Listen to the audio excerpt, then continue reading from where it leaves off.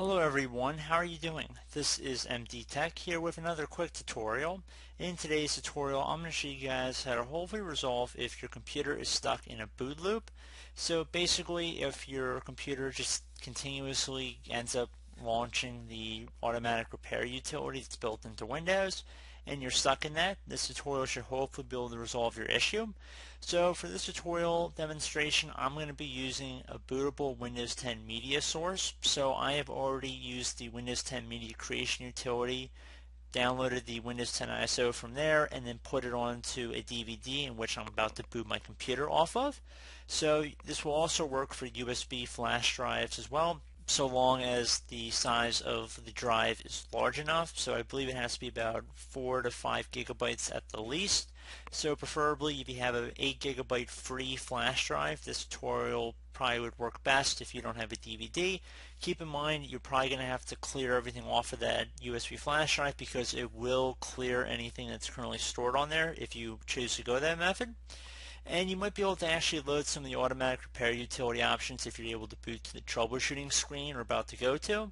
But if you're unable to get into any of the troubleshooting options you see in this video without going out and getting the tool, I will have links in the description of the video for both the tool and how to create the utility, so how to go through the download and installation process of burning it to a DVD. So I have both of those in the description of the video. You're more than welcome to check that out. So I just want to cover all of our bases with that. So here I'm at the boot menu. You will have to look up your specific computer on the internet. So typically to access the BIOS settings in order to change the boot order or to enter the boot menu, it will be one of the keys along the top of your keyboard, so either one of the function keys or the escape key. In my case it's the escape key, but it could also be the F2, the F6, F8.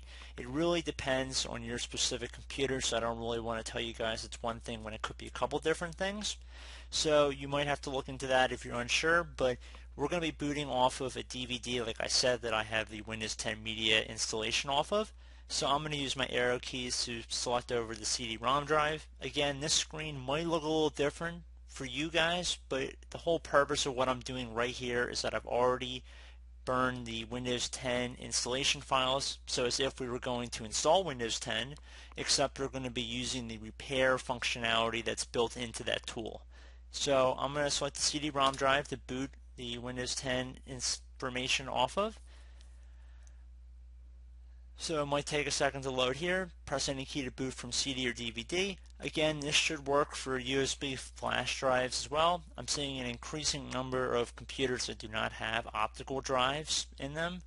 So I have mixed feelings about that. But right now, as we can see, we are booting the tool, or we should be booting off of the tool. So just give it a moment to load here.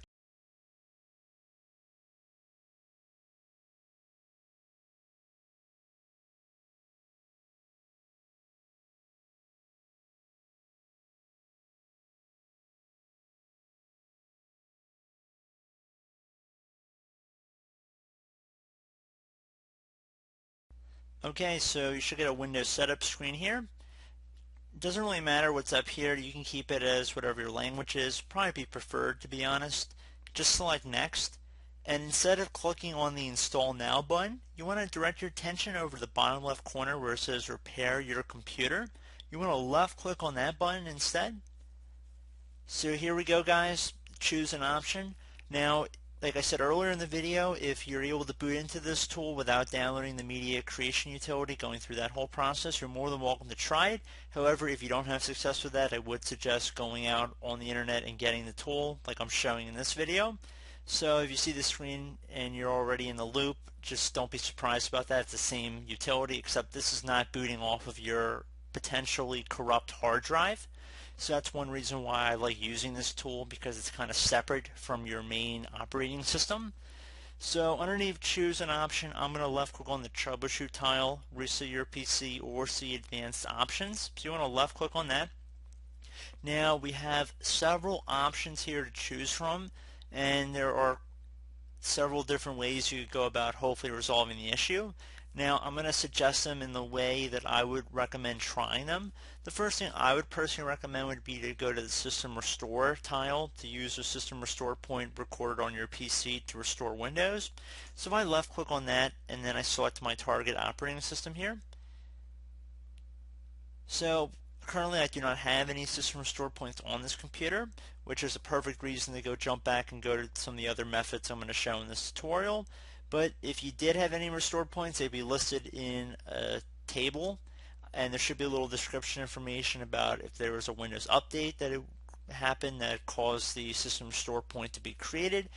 And I would suggest restoring back your computer. I do find that does have some success, so I would recommend trying that first. That should actually resolve quite a few of your issues. So if I close out of here, so now brings us back to the choose an option screen. Like I said, I would recommend trying that first. If that did not work for you guys, I would also suggest if you had any image backup to a CD or DVD, so if you had already made something, you could do a system image recovery as well. Very few people probably have this or even know what that is, so I'm really not going to go into that method too much for this video. But if you selected it, again, you choose an operating system, you'd actually have to insert the DVD.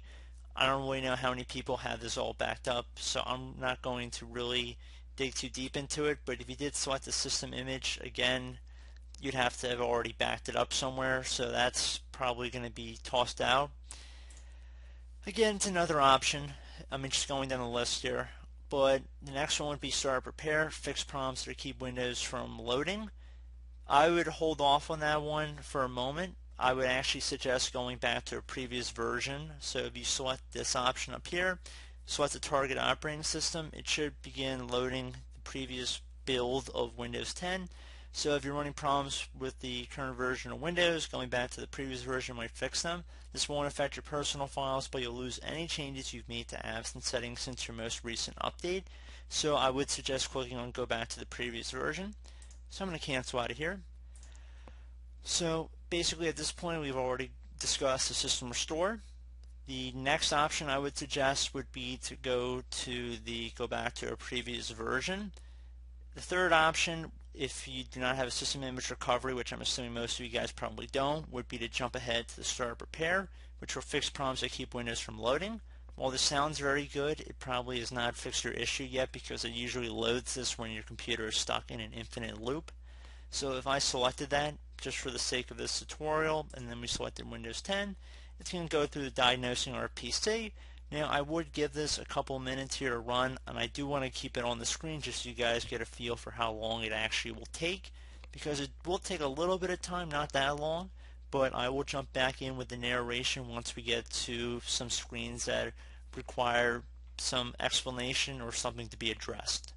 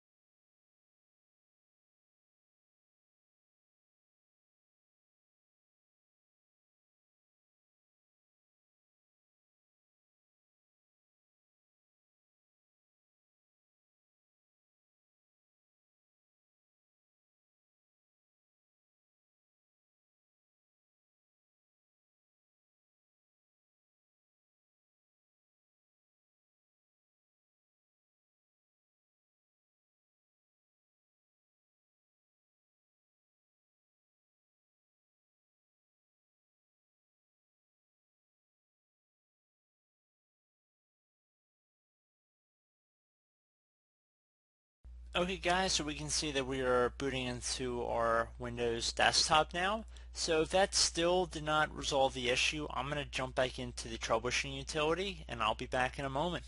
Okay guys, so now that we're back on the advanced options screen, I'm going to jump over to the command prompt. So assuming nothing else worked for you and you're on many other backups, I would suggest this before doing a complete factory reset. Now, like I've stressed in my comment section, I've stated in other videos as well, your data and your files might already be gone before even watching this video. But if you do the method I'm about to show you guys, you really have to follow along with what I'm doing. It's really important you do, and there's no guarantees at this point, or even when you start watching this tutorial, to be honest with you, because I don't know what the situation was that brought you to this video, but this is definitely a little bit more in depth here, so if you're not comfortable, that's fine. But we're going to jump into it though. I do want to put this out there because this has helped quite a few people before from what I've seen. So I'm going to jump into that. So I'm going to select command prompt here. Okay, so now in our elevated command line window, you want to type in whatever drive letter Windows is installed on. Most people should be the C drive. However, in my case, my Windows installation is on my D drive. So I'm going to tap the D key on my keyboard and then do a colon, so one dot on top of another dot, and then you want to hit enter. Once you've done that, you want to type in dir, exactly how it appears on my screen. You want to hit enter again. Once you've done that, you want to type in cd space backslash Windows backslash system32 backslash config, exactly how it appears on my screen. Again, cd space backslash Windows backslash system32 backslash config. Then you want to hit enter. Once you have done that, you want to type in MD, so uppercase MD here, space backup, exactly how it appears on my screen. So again, MD backup. You want to hit enter. So if for some reason it says the MD backup's already in use or the name's already been taken, just add a 1 or a letter or something onto the end of it. So maybe you've done this before for some reason. So I just want to put that out there. Once you've done that, now you want to type in copy, and then you want to do a space, and now you want to do the little star that is above the 8 key on your keyboard. So do that little star. Then you want to do the period sign, so right next to the Alt key on your keyboard, so right above the Alt key, you want to do a period or a dot. And then you want to do another star, so again, star, period, star.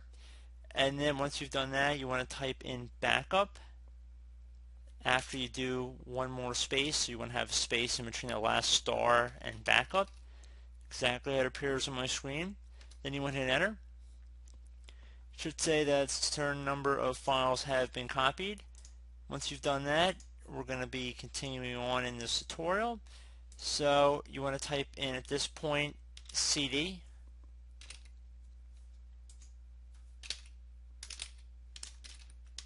and then space regback, so REG BACK, so cd space REG back. Then you want to hit enter. Once you've done that, you want to type in dir and then hit enter. So once you guys have done that successfully, you want to type in copy like we did before, so copy space, now you want to do a star, period, star, and then you want to do another space. Once you've done that, now you want to add 2 dots at the end. So after the star, you want to do a space and then 2 dots. Then you want to hit enter. It's going to say overwrite. We're going to type the letter A to confirm. We're going to hit enter. It should say a certain amount of files have been copied. Once you've done that, you can just type in exit into the command prompt here, restart the computer, and hopefully you should be good to go. So I do hope this brief tutorial was able to help you guys out, and as always, thank you for watching, and I do look forward to catching you all in the next tutorial. Goodbye.